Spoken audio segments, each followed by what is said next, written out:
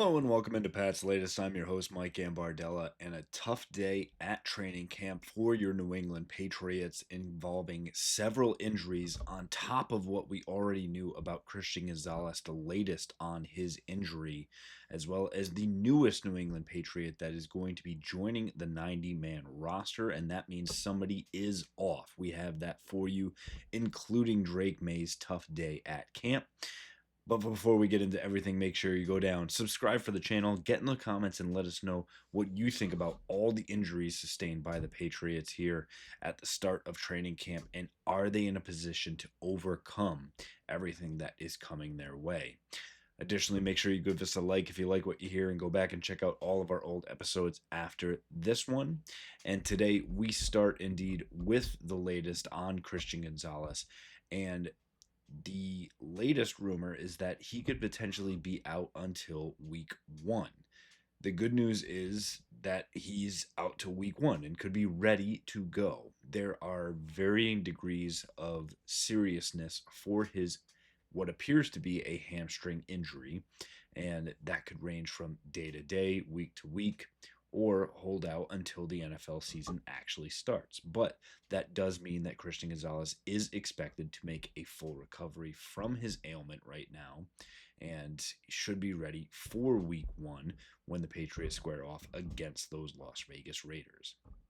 Today, surprisingly, he was actually at practice, walking around unassisted, did have a black sleeve up his left leg, and if you were paying attention, had a mild fever or limp on that left leg as well. Now, when the injury happened, immediately grabbed for the back of that hamstring, and whether it was a pop, a good strain, we aren't going to get that information, but we know at the very least he's able to move around. He was out there signing autographs. He was getting into it. He just was not practicing, and likely at this point in training camp, likely taking it easy and guarding against anything serious.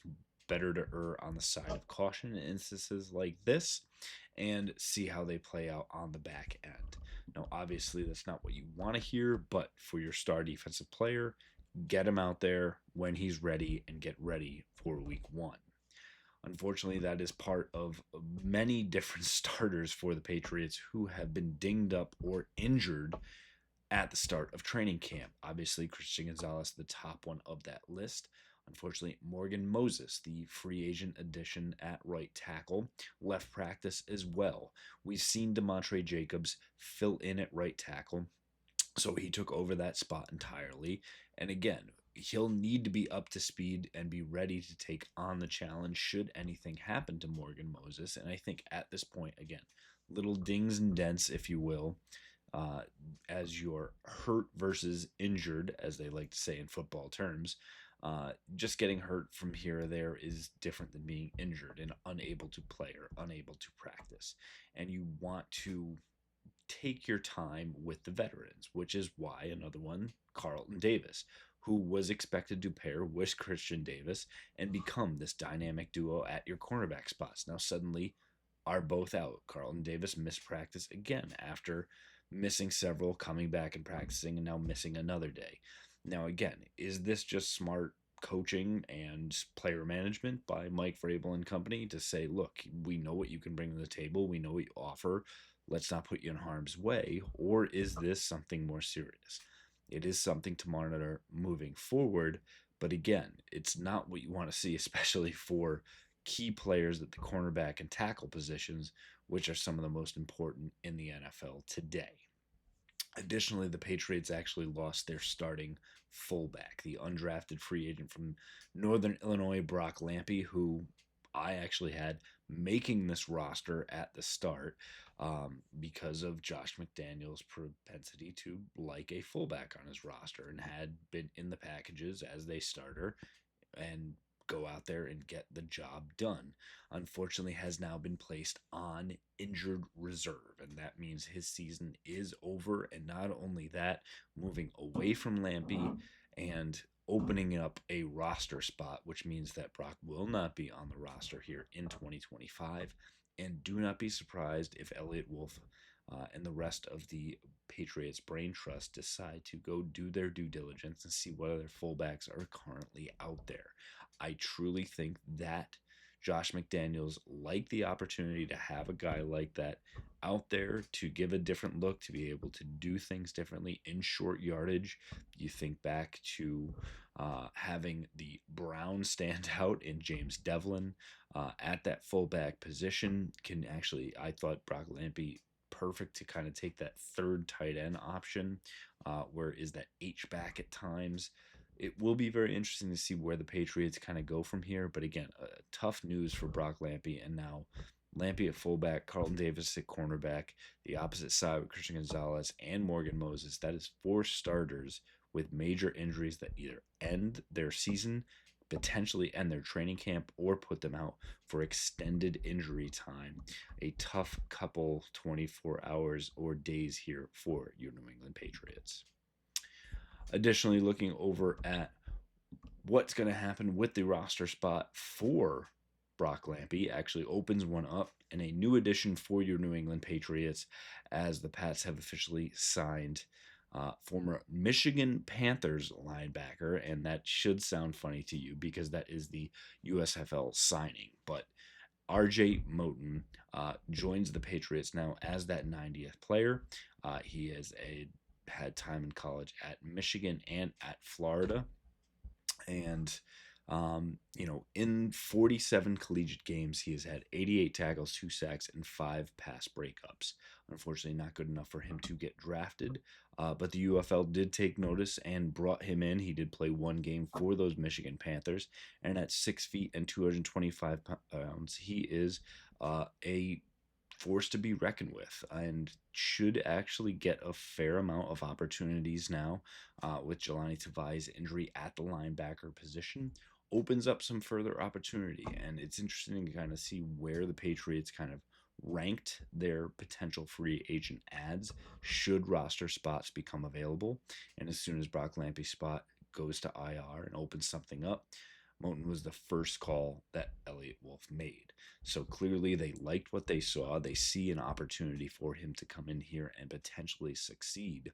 And I think will be very interesting in the next week or two to see what he's able to do, not only in practice and scrimmage on Friday, but what you see in the preseason games from him as well. So a young addition to that linebacking core that is going to see a great deal of turnover and an opportunity again for the Florida prospect to be able to potentially make the 53-man roster.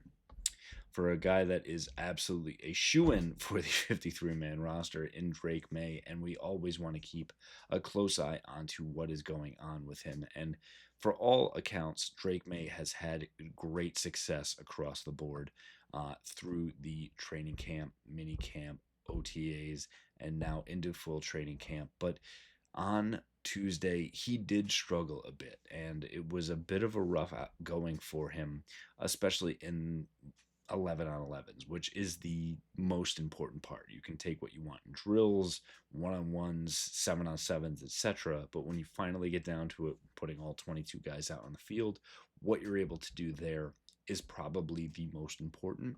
And Drake May probably had his slowest, worst, however you want to couch it, outing thus far. He was just 3 of 8 over periods in high and low red zone. And obviously those do favor the defense. When you're put on the 5-yard line, things get tougher. But again, not seeing over a 50% completion rating, you'd like to see that closer to 70.